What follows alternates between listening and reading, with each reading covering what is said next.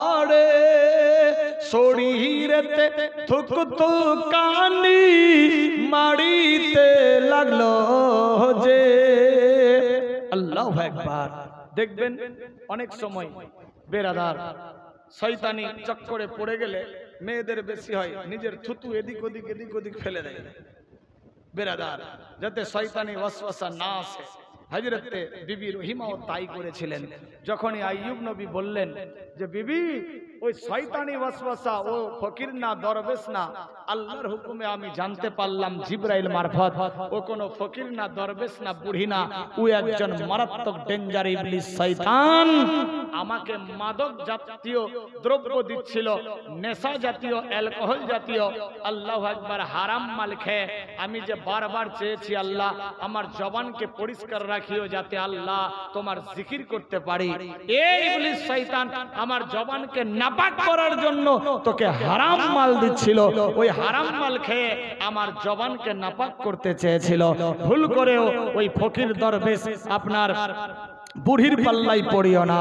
হযরতে মা রহিমা এ খবর শুনে নিজের শরীরে থুতু ফেলতে লাগলেন। ছি ছি ছি, সর্বনাশ, আমি কি ভুল করতেছিলাম। তওবা তওবা, আস্তাগফিরুল্লাহ। স্বামীর আদেশ মানতে মানতে চলিল বাজারে, খোরাক নাহি মিলে তারে, সারা দিন ঘুরে ফেরে। দেখতে দেখতে এক ব্যাপারী, ব্যাপারী কাকে বলে? বিজনেসম্যানকে বলে না ব্যাপারী। দেখতে দেখতে এক ব্যাপারী আসিল নজরে, গিয়ে দাঁড়াই ব্যাপারীর দোকানের সামনে। হযরত মা রহিমা হাঁটতে হাঁটতে গিয়ে দেখতে পাই একজন ব্যাপারী ব্যাপারীর দোকানের সামনে গিয়ে দাঁড়ালো। আল্লাহু আকবার, আল্লাহু আকবার। যখন ব্যাপারীর দোকানের সামনে গিয়ে দাঁড়ালো, বিবি রহিমা আল্লাহু আকবার দোকানদারের সামনে গিয়ে বলে, ও দোকানদার সাহেব, আমি আপনার দোকানে এসেছি, আমার কাছে তো কিছু বিক্রি করার নাই, তবে আপনি যদি ভিক্ষা হিসেবে কিছু আমাকে দেন, আজ আমার অবস্থা সংকটে, যদি কিছু আমাকে ভিক হিসেবে দেন, আমি ওই সমস্ত নিয়ে বাড়ি যাব, আমার স্বামীরে খাওয়ান দেব। আল্লাহু আকবার, আল্লাহু আকবার। দোকানদার বলে, শোনো, ভিক্ষা আমি দিনা, জীবনেতে ফকির আমার দরবারে আসে না, কি করে দেব তোমায় পারব না দিতে, কি ঘটনা ঘটেছিল রহিমার জীবনে। দোকানদার সাহেব বলছে, বোন রে, আমি জীবনে ভিক্ষা দিইনি, আমার দরবারে কোনো ফকির দরবেশ আসে না, আমি কি করে তোমারে ভিক্ষা দিতে পারি? তবে তুমি কি জানো না আমি একজন ব্যাপারী? হযরতে মা রহিমা বলে, ভাইজান কিসের বিজনেস করো? বলে, আমি মাথার চুল কিনে নি, আর ওই চুলের ওজনে দিরহাম টাকা দিই, ওই টাকা নিয়ে সবাই আমিরি অট্টালিকার বাড়ি তৈরি করে। হযরতে বিবি রহিমা চোখ দিয়ে ছেড়ে ছেড়ে কান্দে, আল্লাহ, আমার মাথার চুল যদি আজকে বিক্রি করে দিই, আমার স্বামী কি করে উঠে দাঁড়াবে? আল্লাহ গো, আমার মাথার চুল ধরে আমার স্বামী ওঠে বসে হাঁটা চলা করে, না না না, আমি মাথার চুল কি করে বিক্রি করব? আল্লাহ গো, এত বড় পরীক্ষা আমার নিচ্ছ, আল্লাহ বুঝতে পারি না। আল্লাহু আকবার। মনের মধ্যে গাওয়া দিতে লাগলো, কি করব কি করব, মনে মনে ভাবতে লাগলো, স্বামী ভুখা, ওষুধ ট্রিটমেন্ট নাই, স্বামী কষ্টে আছে, আমিও ভুখা আছি, পেটের দায়ে মা রহিমা ক্যাশ মোবারক দিল কেটে। আল্লাহু আকবার। স্বামীর খেদমতে মহব্বতের আশায় বিবি মনে মনে ভাবলো, এটাই আমার জীবনের শেষ ক্যাশ, यानी চুল কেটে দিলেন, ওজনে দিয়ে দিলেন, और বিনিময়ে যা দিরহাম টাকা পেল। অনেক ঘটনা আছে, একটু পরে আজান হয়ে যাবে মনে হয়। বিরাদার 3টা বাজতে যাচ্ছে, আর 3:30টায় মনে হয় আজান হয়ে যায় নাকি বিরাদার? যাই হোক, ডিস্টার্ব দেব না, অল্প সময়ের মধ্যেই সমাপ্তি, শেষের দিকে অনেকগুলা ছেড়ে দিলাম, শেষ পর্যায়ে পৌঁছে গেছি। বিরাদার কি বলছিলাম? বিবি রহিমা দিল ক্যাশ মোবারক কেটে, ওজনেতে দিরহাম দিল বিবি রহিমাকে।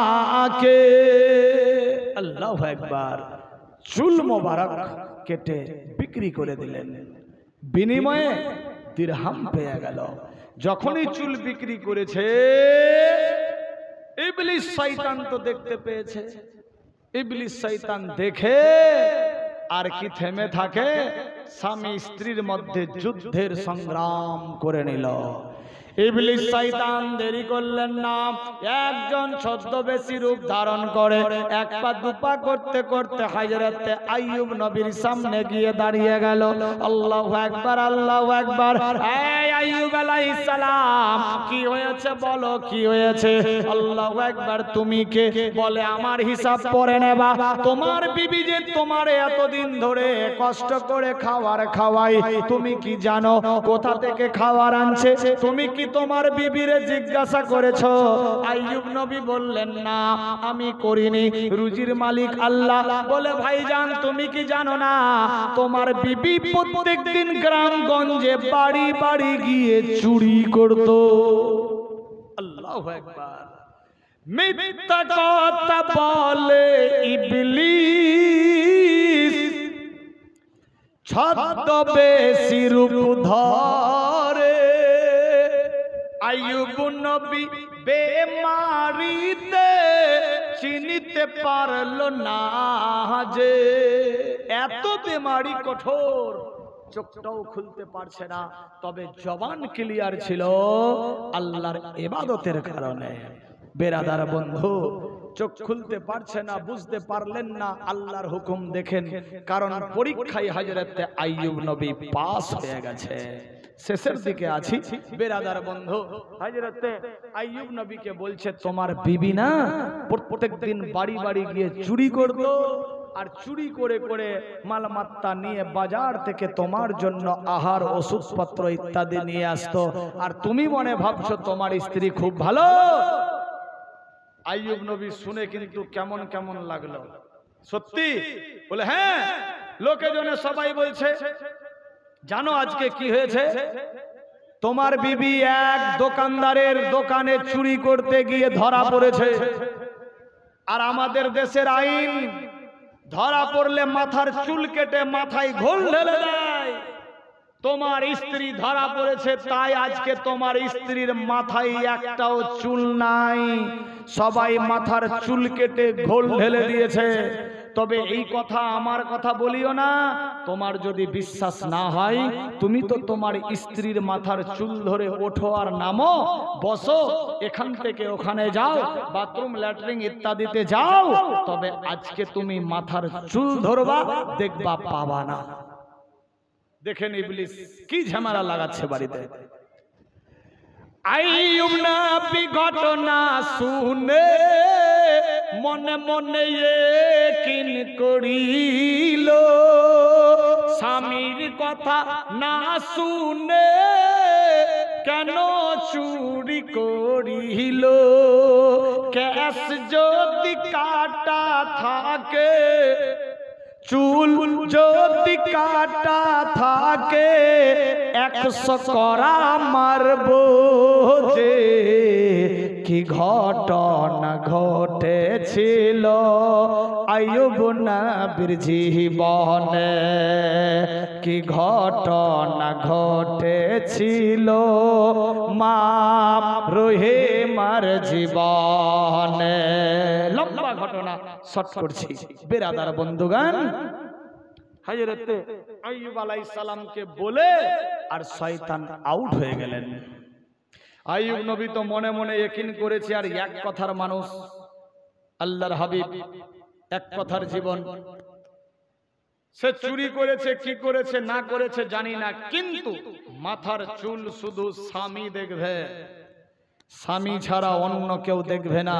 মা বোনেরা সাবধান, এ স্বামীকে বাদ দিয়ে যদি চুল কাটা থাকে তাহলে 100 করা আজকে আমি মারবই, এটাই আমার ফয়সালা।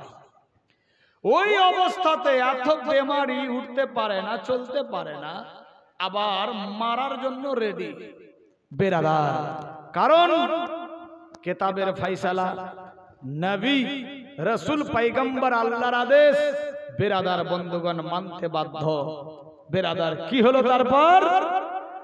বিবি রহিমা ভাবনা চিন্তা না করে ফিরিল, বাজার থেকে খাওয়ান দাওয়া কিনিল।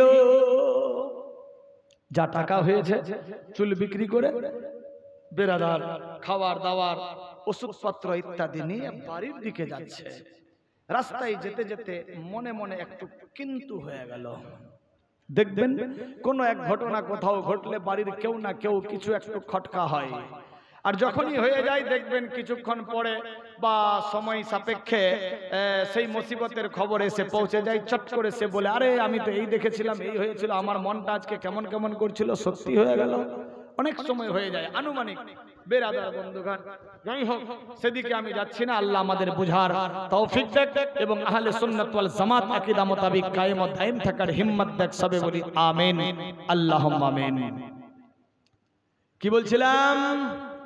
হযরত বিবি রহিমা গিয়ে পৌঁছালো। যখন গিয়ে পৌঁছালো, স্বামীর সেবায় মুগ্ধ হতে চাই, স্বামী উল্টে না দেখিল। স্বামীর সেবা করতে চাই, কিন্তু স্বামী আর রহিমার দিকে উল্টে দেখছে না, উল্টে দেখছে না। দেখেন ইবলিস শয়তান কি ঝামেলা লাগালেন বেরাদার। এত খেদমত করে যদিও বা ভুল করেনি, তা সত্ত্বেও আঞ্জাম লাগিয়ে দিল। এই জন্য অপরের কথাই কান দেবেন না বেরাদার। অন্য কেউ এমন তোমার পড়োশি বা বাড়িতে আছে, দুইজনের মধ্যে ঝগড়া লাগাবার জন্য এনি টাইম রেডি হয়ে থাকে। ভুল করেও অপরের উস্কানিতে নিজে উস্কে যাবেন না। আল্লাহ বুঝার শক্তি দান করুক। সবে বলি আমিন, আল্লাহুম্মা আমিন। আইয়ুব নবী আর দেখছেন না বিবি রহিমার দিকে। রহিমা মনে মনে ভাবছে, কি ব্যাপার আজকে আমার দিকে দেখছে না? যেদিকে মুখ ঘুরিয়ে আছে স্বামী, সেদিকে গিয়ে হাজির। স্বামী গো, কি হয়েছে তোমার বলো? আবার আইয়ুব নবী মুখ ঘুরিয়ে নিচ্ছে অন্যদিকে। তুমি হাফিজি পড়তে বসে নাকি রে বেরাদার? এদিক ওদিক করছে। এদিকে যখন দেখছে তো ওদিকে মুড়া ঘোরাচ্ছে, ওদিকে দেখছে তো ওদিকে মাথা ঘোরাচ্ছে। এই রকম চলছে। স্বামী গো, কি হয়েছে? এতক্ষণ শরীরের একই ইটো গেল পরে। দুবার পড়েছে কিট, একবার দুইটা পড়েছে, শেষ সময় একটা কিট পড়ে গেছে। আইয়ুব নবী কিটকে ধরে আবার দিল পেটে ছেড়ে। কিট গিয়ে আঘাত করে, কিট গিয়ে আঘাত করে, কাটতে থাকলো কলজাজে। কি ঘটনা ঘটেছিল আইয়ুব নবীর জীবনে। এ বিরাদার বন্ধুগণ, হযরত আইয়ুব নবীর শরীরে সেই সময় হঠাৎ করে একখানা কীট পড়ে গেছে জমিনে। আইয়ুব নবী বলে, ওই কীটকে তুলে, কীট রে, আজকে বিবি আমার থেকে জুদা, তুমি কেন জুদা হচ্ছ? বিবি ভুল করেছে, আমি কি ভুল করলাম? তুমি আমার শরীর থেকে পড়ে যাচ্ছ, তোমার কি খাওয়ার নাই? তুমি যদি আমার শরীর থেকে পড়ে না খেয়ে মরে যাও, কাল কিয়ামত হাসর ময়দানে আসামির কাঠগড়ায় জবাব দেওয়া মুশকিল হয়ে যাবে। আই কীট রে, কেন পড়বা? আয় আমার শরীরের খাবার খা। যখন কীটকে তুলে পেটের মধ্যে ছাড়লেন, ওই কীট এমন জোরে আঘাত দিল, হযরত আইয়ুব নবী বলছে, আল্লাহ বাঁচাও বাঁচাও বাঁচাও, আর পারছি না। আল্লাহ বলে, ওরে জিবরিল দোয়া করেছে আইয়ুব যে, হাবিবের দোয়া কবুল করেছি আমি যে। যাও জিবরিল গিয়ে বলো, যাও জিবরিল গিয়ে বলো, দুধ কা দুধ পানি হবে। কি ঘটনা ঘটেছিল আইয়ুব নবীর জীবনে। আমার আল্লাহ বললেন, জিবরিল, ইবলিস শয়তান গিয়ে বাড়িতে ঝামেলা লাগিয়ে দিয়েছে, যাও যাও যাও, আমার আইয়ুব অনেক কষ্টে আছে। আল্লাহ আল্লাহ বলে আওয়াজ দিয়েছে, আওয়াজ দিয়েছে, আল্লাহ আমার এই বেমার থেকে শিফা করো। আল্লাহ আমি আর কষ্ট বরদাস্ত হচ্ছে না। যাও যাও জিবরিল রে, আমি আমার বন্ধু দোস্ত হাবিবের দোয়া কবুল করে নিয়েছি, আইয়ুবের দোয়া কবুল করেছি, আইয়ুব নবী ঠিক হয়ে যাবে। কিন্তু তার বাড়ির ঝামেলা গিয়ে লিপটাও। আল্লাহু আকবার, আল্লাহু আকবার। এই যখন আওয়াজ দিল আইয়ুব আলাইহিস সালাম, হযরতে বিবি রহিমা পাশে গিয়ে হাত লাগালেন। আল্লাহু আকবার। হযরতে আইয়ুব আলাইহিস সালাম যখন মাথায় হাত দিল, দেখছে সত্যি তো মাথায় চুল আর নাই। আল্লাহু আকবার, আল্লাহু আকবার। আইয়ুব নবী যে কসম খেয়েছিল যে মাথায় যদি চুল না থাকে 100 করা মারবো, সত্যি তো মাথায় চুল নাই। সত্যিকারই তাহলে এই চুরি করতে গিয়ে ধরা পড়েছে। হযরত আইয়ুব নবী বলে, ওরে বিবি রহিমা, দূর থাকো আমার থেকে, হারাম কাজে লিপ্ত তুমি, সব বরবাদ হলো তোমার খেদমাত যে। দূরে থাকো তুমি বিবি, কাছে এসো না আমারে। কি ঘটনা ঘটেছিল আইয়ুব নবীর জীবনে। বিবি রে, তুমি হারাম কাজে লিপ্ত হয়ে গেছো, তুমি আমার থেকে দূর থাকো। তুমি চুরি করতে গিয়েছিলা, চুরি করতে গিয়ে ধরা পড়েছো, তোমার মাথার চুল সব কেটে ঘোল ঢেলে দিয়েছে। মার ওই মা কেঁদে যাই, স্বামী গো, না না না, আমি কোনো চুরি করতে যাইনি স্বামী, চুরি করে নে। খাবার যখন পেলাম না, 4 দিন ধরে ভুকা ছিলাম। এক ব্যাপারীকে দেখতে পেয়ে মাথার চুল বিক্রি করেছিলাম তোমার কারণে। আইয়ুব আলাইহিস সালাম বললেন, না না, তোমার কথায় আমার আর বিশ্বাস নাই। আমার আল্লাহ বললেন, জিবরিল রে, যাও যাও যাও, স্বামী স্ত্রীর মধ্যে দ্বন্দ্ব শুরু হয়ে গেছে, তুমি দুধ কা দুধ পানি সাচ্চা গিয়ে বলে দাও। আল্লাহর জিবরাইল এলো, এসে দিল সালাম। শেষের দিকে যাচ্ছি, অনেক ঘটনা ছেড়ে দিলাম। বেরাদার, 3 দিনে আমার বাপেরও ক্ষমতা নাই। এইভাবে 1 মাস যদি টানা প্রোগ্রাম হয় একই জায়গাতে, তবুও আইয়ুব নবীর জীবনী শেষ হবে না। আমার যতগুলা জানা আছে, অজান্তে তো হাজার হাজার কিতাব পড়ে আছে। কারণ আইয়ুব নবী জিন্দা বেঁচে ছিলেন দুনিয়াতে 140 বছর, 18 বছর বেমারি ধরেছিলেন, 30 বছর নবুয়তের পর ইসলাম প্রচার করেছিলেন। বেরাদার বন্ধুগান, বাদশাহী করেছিলেন বেরাদার 80 বছর ধরে। যাই হোক, তো এতগুলা সময় যে গেছে, এই 140 বছরের ঘটনা 3 দিনে ফের হয়? এক এক দিনের ঘটনা এক এক দিন বললে তো 140 বছর লেগে যাবে। হ্যাঁ, যাই হোক, আর 3 দিনে কি হয় তবুও কেটে ছিঁড়ে, যাই হোক শেষের দিকে যাচ্ছি। কি বলছিলাম ভুলে গেলাম। হ্যাঁ, বাহ, এই ছেলেটা বক্তা হয়ে যাবে, আল্লাহকে বারকা বক্তা করে দিও, যোগ্য আলেম বানায়, জেহেন খুব ভালো আছে। যাই হোক, সবে বলি আমিন, আল্লাহুম্মা আমিন। জিবরাইল আমিন এসে সালাম দিল, আসসালাতু আসসালামু নবী বলিল, আসসালাতু আসসালামু আলাইকা ইয়া নবিউল্লাহ ইত্যাদি ইত্যাদি, ইয়া হাবিবুল্লাহ, ইয়া আইয়ুব আলাইহিস সালাম সালাম জানালেন। কি খবর জিবরাইল? নবী গো, আপনার বিবি এত নেককার, এত ইবাদতে মশগুল, তোমার খেদমতে মশগুল, আজকে কেন বিবির উপরে নারাজ তুমি? ও জিবরাইল, তুমি কি জানো আমার বিবি নাকি রাত দিন চুরি করে নিয়ে এসে আমারে পালন দিয়েছে?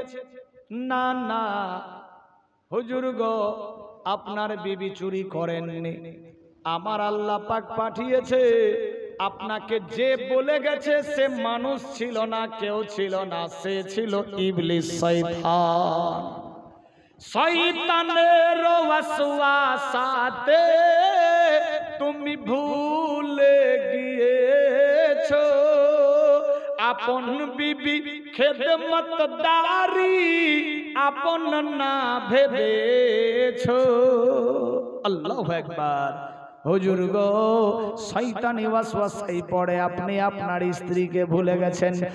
18 বছর ধরে আপনার খাতির তাওয়াজা খেদমত করলো, নিজের জীবনের বাজি লাগিয়ে সবাই ছেড়ে চলে গেল, কিন্তু এ রহিমা আপনাকে ছেড়ে যায়নি। একটা ভুলের কারণে আপনি কি তারে ক্ষমা করতে পারেন না? সে চুরি করেনি, তবে মাথার চুল কেমনি কাটলো? জিবরাইল আমিন সমস্ত ঘটনা বললেন।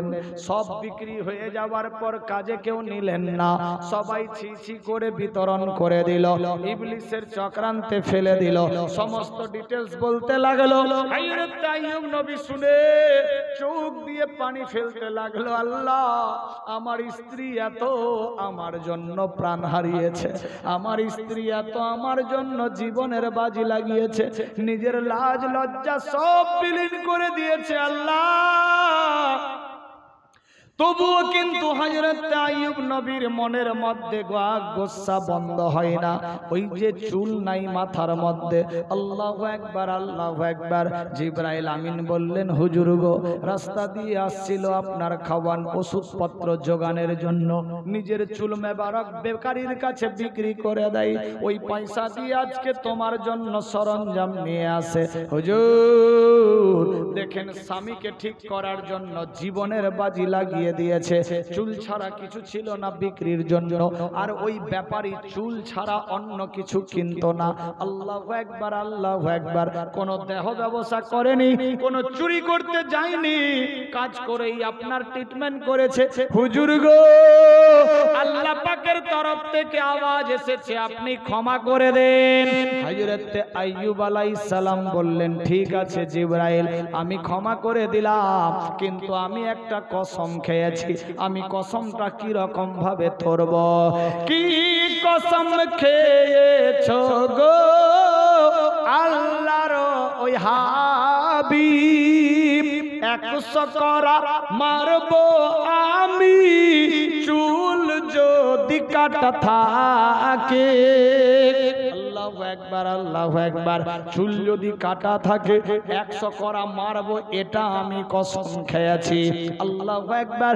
আমার আল্লাহ বলে, জিবরিল রে, আইয়ুব নবী কসম খেয়েছে, কসম তোরা যাবে না। এক কাজ করো, এখানে 2 রকম রাইটার 2 রকম লিখেছে। বিরাদার বন্ধুগণ, জিবরাইল মারফত খবর দিয়ে দিলেন, ও আইয়ুব আলাইহিস সালাম, তুমি এক কাজ করো, 100টা ধানের শীষ নাও। এই যে ধান লাগান না, লাগাচ্ছেন? এই হ্যাঁ হুঁ বলে না, হ্যাঁ এইভাবে বল মরদের মতো। বেরাদার কোন খাতায় এদের নাম আছে আল্লাহই জানে। বেরাদার, বেরাদার 100টা ধানের শীষ নিও, 100 ধানের শীষকে এক জায়গায় এক গুচ্ছা করে নাও, আর 100 ধানের শীষ দিয়ে বিবির শরীরে টাচ করে দাও, 100 করার হক আদায় হয়ে যাবে। আল্লাহ বলে ওরে জিবরিল 100 শীষ দাও হাতে, 100 করার বদলে একবার মারিবে। 100টা করা মারতে চেয়েছিল, 100 করার বদলে 100টা ধানের শীষ হাতের মধ্যে নিয়ে বিবির শরীরে টাচ করবে, কসম ক্লিয়ার হয়ে যাবে। আজও তাই বেরাদার বন্ধুগান, হাদিস কোরআন অনুযায়ী তাই চলে আসছে। বেরাদার এক রাইটার লিখেছেন না ধানের শীষ ছিল না, এই যে কাশ ফুল হয় না, এখন তো আর দেখা যায় না, নদীর কিনারে বিকেল বেলা গেলে দেখতে খুব ভালো লাগতো, বিশাল লম্বা ডান্ডা আর সাদা সাদা ওই রুয়ার মতো কি যে বলে কাশি ফুল, হ্যাঁ কাশ ফুল বলে, ওই কাশ ফুলের শীষ হাতের মধ্যে নিবে 100টা, আর ওই কাশ ফুলের শীষ দিয়ে 100টা এক জায়গায় করে বিবির শরীরে টাচ করবে। 100 করা আল্লাহ পাক কবুল করে নেবে, কসম উঠে যাবে। আইয়ুব নবী তাই করিল, কসম ফেরত নিল না, 100 শীষ হাতে নিয়ে বিবিকে দিল রাওয়াঙ্গা, খোদার কাছে কবুল হলো, খোদার কাছে কবুল হলো, মিয়া বিবির হলো মিলন। কি ঘটনা ঘটেছিল আইয়ুব নবীর জীবনে, করা তো যাবে না পূর্ণ